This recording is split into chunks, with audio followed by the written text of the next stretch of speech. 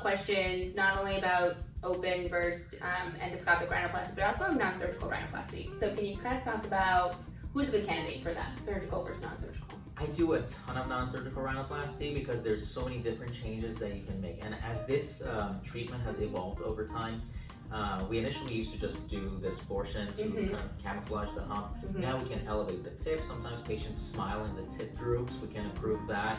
Sometimes patients smile and the nose whitens. We can improve that non-surgically. We can improve the kind of the contours of the nose.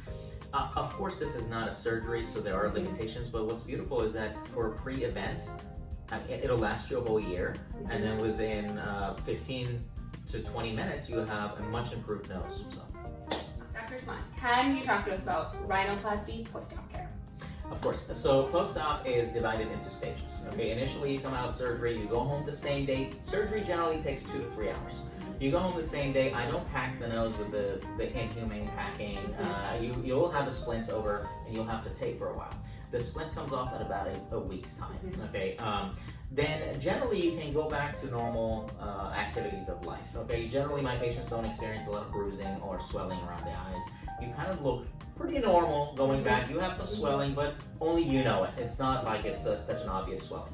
The actual swelling of the nose itself, though, will start to go down in 3-4 weeks, 2 months, 60% of it, and the whole thing takes about a year to go away. But you're up and about in a lot of times, Dr. Saman, we hear you talk about cartilage, septal cartilage, ear cartilage, rib cartilage. Can you break that down for us here? Absolutely. A big part of the nose is made of cartilage, as are our ears.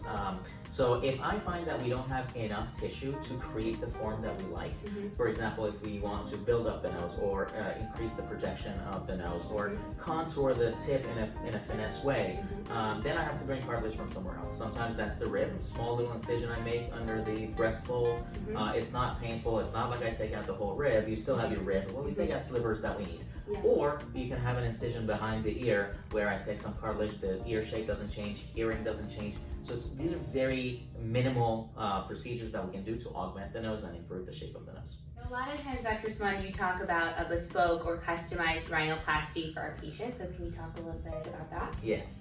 So bespoke rhinoplasty because there are as many noses as there are faces. Back in the 50s and the 60s, you had one type of nose. It was this preconceived notion of a sloped nose and the nose tip would be up. And if you look at kind of like the patient population that had rhinoplasty during that time, all the noses look alike. Yeah. So we like to look at your inspiration and your aesthetics. What do you think looks beautiful and what bothers you about your nose?